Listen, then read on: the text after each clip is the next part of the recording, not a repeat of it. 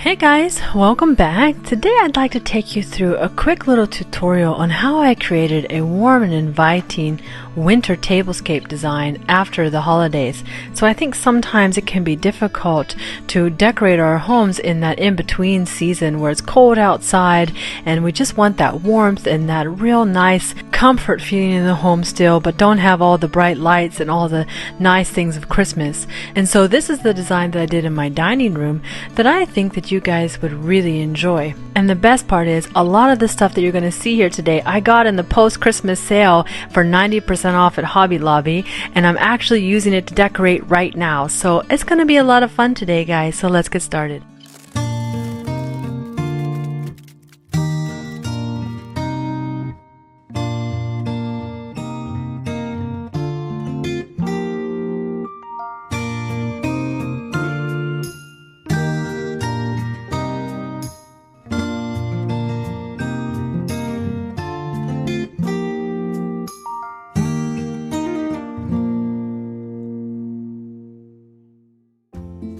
To start my room off, I'm going to go ahead and take some of my Hobby Lobby finds that I got with this beautiful fur table runner. I just think this thing is super elegant, and to have gotten it at 90% off is just an absolute steal.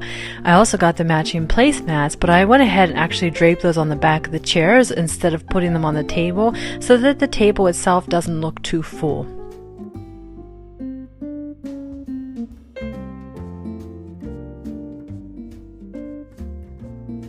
And to create texture and dynamic to the table, you know, if you guys have seen my videos before, you know that I like to anchor my decorations with a tray.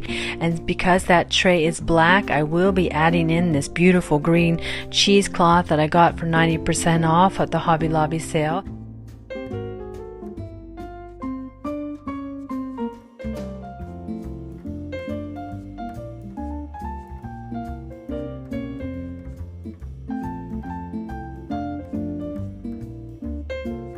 Then I'm going to add 3 pieces. 3 is a good number for decorating, so I'd like to add a vase. Now this is going to be a great area where I'm going to decorate with these cedar picks that are perfect for the winter months as well. And then that's going to draw in the colors from the green cheesecloth to the green cedar picks and make this a very lovely and complementary piece.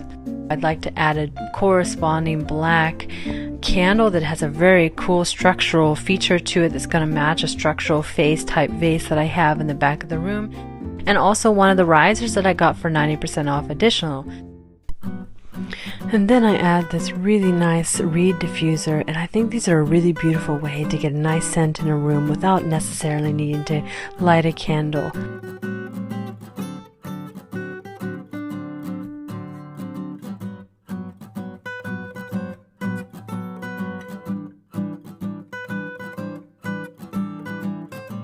Now throughout the room you're going to see the color palette that I will be using is I'm going to continue to keep that green of winter in there, of evergreens, and so I like to keep things a little bit more on the clean and minimalistic side. Green is a really nice color because it's a very natural color, and so it's going to pull in from your picks and not feel like you're accenting with a actual like color such as red or blue or something like that, but this is a nice accent color. On the back table I go ahead and add in some of my fur placemats to anchor my design. I'm going to do this in a pair, and I'm going to make sure to kind of mimic the design from left to right, and so I do want to create is something that's going to mirror each other quite nicely here.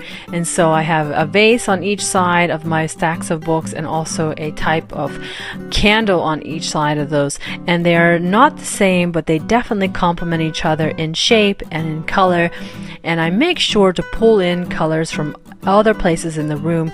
Whereas, for example, I have the green, I'm using the green accents, and so that's a fitting color, and the gold, I'm just adding in a little bit of the metallic throughout the room in just very small splashes just to create an extra layer of dimension and warmth to the space. Again, just adding in some nice picks around the room. I have the nice greenery picks in this beautiful vase, as well as these beautiful tree limb that I've got on that 90% off sale that I'm just super ecstatic about, with the ice on them that are just stunning. I absolutely love these. And because I did a pair setting on that back table, on my main table, I'm going to do just one central display. And you can see in the way that I've designed this and the way that I've even place the picks that you can still see right through that centerpiece and see that lovely complementary design in the background, and it's not being obstructed, it just complements it. And so that's something you want to keep in mind. On my side table, because you don't look at the room from side to side because there's no entry point like that, you guys know I'm going to use a tray.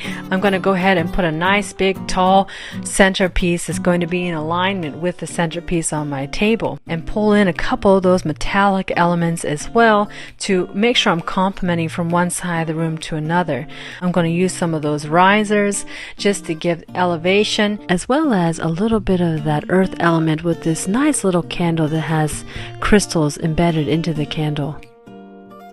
Again, I'm going to pull in one of those 90% off green cheesecloths just to kind of give some texture and dynamic appearance. I'm going to use those green picks again, as well as a little bit of a lighted feature in there.